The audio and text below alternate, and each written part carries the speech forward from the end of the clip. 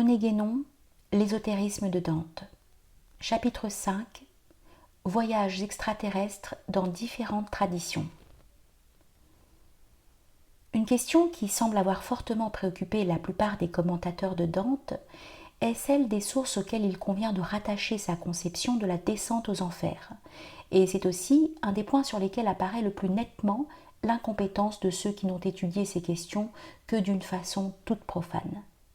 Il y a là en effet quelque chose qui ne peut se comprendre que par une certaine connaissance des phases de l'initiation réelle. Et c'est ce que nous allons maintenant essayer d'expliquer. Sans doute, si Dante prend Virgile pour guide dans les deux premières parties de son voyage, la cause principale en est bien, comme tout le monde s'accorde à le reconnaître, le souvenir du chant 6 de l'Énéide. Mais il faut ajouter que c'est parce qu'il y a là chez Virgile non une simple fiction poétique, mais la preuve d'un savoir initiatique incontestable. Ce n'est pas sans raison que la pratique des sortes virgilienses fut si répandue au Moyen-Âge. Et si on a voulu faire de Virgile un magicien, ce n'est là qu'une déformation populaire et exotérique d'une vérité profonde, que sentaient probablement, mieux qu'ils ne savaient l'exprimer, ceux qui rapprochaient son œuvre des livres sacrés, ne fût-ce que pour un usage divinatoire d'un intérêt très relatif. D'autre part, il n'est pas difficile de constater que Virgile lui-même, pour ce qui nous occupe, a eu des prédécesseurs chez les Grecs et de rappeler à ce propos le voyage d'Ulysse au pays des Cimmériens, ainsi que la descente d'Orphée aux enfers. Mais la concordance que l'on remarque en tout cela ne prouve-t-elle rien de plus qu'une série d'emprunts ou d'imitations successives ? La vérité est que ce dont il s'agit a le plus étroit rapport avec les mystères de l'Antiquité et que ces divers écrits poétiques ou légendaires ne sont que des traductions d'une même réalité. Le rameau d'or qu'Énée, conduit par la Sibylle, va d'abord cueillir dans la forêt, cette même selva selvagia, où Dante situe aussi le début de son poème, c'est le rameau que portaient les initiés d'Éleusis et que rappelle encore l'acacia de la maçonnerie moderne, gage de résurrection et d'immortalité. Mais il y a mieux, et le christianisme même nous présente aussi un pareil symbolisme. Dans la liturgie catholique, c'est par la fête des rameaux que s'ouvre la Semaine Sainte, qui verra la mort du Christ et sa descente aux enfers, puis sa résurrection, qui sera bientôt suivie de son ascension glorieuse. Et c'est précisément le lundi saint que commence le récit de Dante, comme pour indiquer que c'est en allant à la recherche du rameau mystérieux qu'il s'est égaré dans la forêt obscure où il va rencontrer Virgile. Et son voyage à travers les mondes durera jusqu'au dimanche de Pâques, c'est-à-dire jusqu'au jour de la résurrection.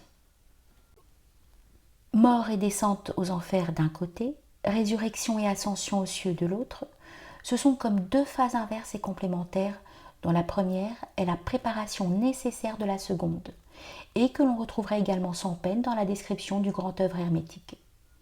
Et la même chose est nettement affirmée dans toutes les doctrines traditionnelles.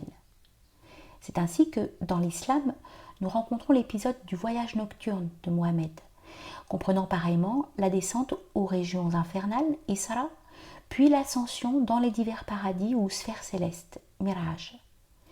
Et certaines relations de ce voyage nocturne présentent avec le poème de Dante des similitudes particulièrement frappantes, à tel point que quelques-uns ont voulu y voir une des sources principales de son inspiration.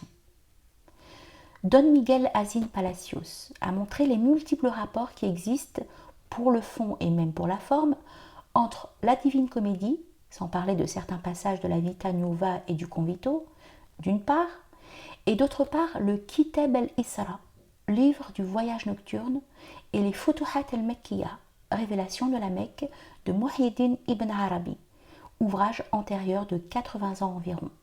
Et il conclut que ces analogies sont plus nombreuses à elles seules que toutes celles que les commentateurs sont parvenus à établir entre l'œuvre de Dante et toutes les autres littératures de tout pays. En voici quelques exemples. Ouvrez les guillemets. Dans une adaptation de la légende musulmane, un loup et un lion barrent la route aux pèlerins. Comme la panthère, le lion et la louve font reculer Dante. Virgile est envoyé à Dante et Gabriel à Mohammed par le ciel. Tous deux, durant le voyage, satisfont à la curiosité du pèlerin. L'enfer est annoncé dans les deux légendes par des signes identiques. Tumulte violent et confus, Rafale de feu, l'architecture de l'enfer dantesque est calquée sur celle de l'enfer musulman. Tous deux sont un gigantesque entonnoir formé par une série d'étages, de degrés ou de marches circulaires qui descendent graduellement jusqu'au fond de la terre. Chacun d'eux recèle une catégorie de pécheurs dont la culpabilité et la peine s'aggravent à mesure qu'il habite un cercle plus enfoncé. Chaque étage se subdivise en différents autres, affectés à des catégories variées de pécheurs. Enfin, ces deux enfers sont situés tous les deux sous la ville de Jérusalem. Afin de se purifier au sortir de l'enfer et de pouvoir s'élever vers le paradis, Dante se soumet à une triple ablution. Une même triple ablution purifie les âmes dans la légende musulmane. Avant de pénétrer dans le ciel, elles sont plongées successivement dans les eaux des 3 rivières qui fertilisent le jardin d'Abraham. L'architecture des sphères célestes à travers lesquelles s'accomplit l'ascension est identique dans les 2 légendes. Dans les 9 cieux sont disposées, suivant leurs mérites respectifs, les âmes bienheureuses, qui à la fin se rassemblent toutes dans l'empyrée ou dernière sphère. De même que Béatrice s'efface devant Saint Bernard pour guider Dante dans les ultimes étapes, de même Gabriel abandonne Mohammed près du trône de Dieu où il sera attiré par une guirlande lumineuse. L'apothéose finale des 2 ascensions est la même. Les 2 voyageurs, élevés jusqu'à la présence de Dieu, nous décrivent Dieu comme un foyer de lumière intense, entouré de 9 cercles concentriques formés par les fils serrés d'innombrables esprits angéliques qui émettent des rayons lumineux. Une des files circulaires les plus proches du foyer est celle des chérubins. Un cercle entoure le cercle immédiatement inférieur et tous les 9 tournent sans trêve autour du centre divin. Les étages infernaux, les cieux astronomiques, les cercles de la rose mystique, les cœurs angéliques qui entourent le foyer de la lumière divine, les 3 cercles symbolisant la trinité de personnes sont empruntés mot pour mot par le poète florentin à Muhyiddin ibn Arabi. Fermez les guillemets. De telles coïncidences, jusque dans des détails extrêmement précis, ne peuvent être accidentelles.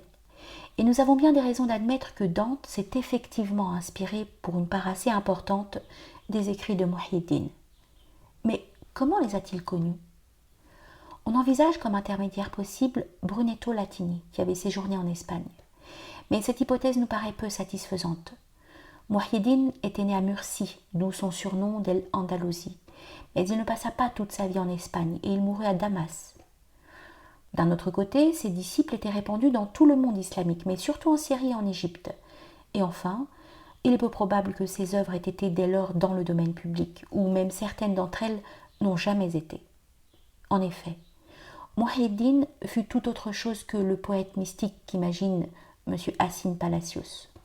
Ce qu'il convient de dire ici, c'est que, dans l'ésotérisme islamique, il est appelé Al-Shir al-Akbar, c'est-à-dire le plus grand des maîtres spirituels. Le maître par excellence, que sa doctrine est d'essence purement métaphysique et que plusieurs des principaux ordres initiatiques de l'islam, parmi ceux qui sont les plus élevés et les plus fermés en même temps, procèdent de lui directement. Nous avons déjà indiqué que de telles organisations furent au XIIIe siècle, c'est-à-dire à l'époque même de Muhyiddin, en relation avec les ordres de chevalerie. Et pour nous, c'est par là que s'explique la transmission constatée. S'il en était autrement, et si Dante avait connu Muhyiddin par des voies profanes, pourquoi ne l'aurait-il jamais nommé, aussi bien qu'il nomme les philosophes exotériques de l'islam Avicenne et Averroès ? De plus, il est reconnu qu'il eut des influences islamiques aux origines de rosicrucianisme, et c'est à cela que font allusion les voyages supposés de Christian Rosenkreuz en Orient. Mais l'origine réelle du rosicrucianisme, nous l'avons déjà dit, ce sont précisément les ordres de chevalerie, et ce sont eux qui formèrent au Moyen-Âge le véritable lien intellectuel entre l'Orient et l'Occident.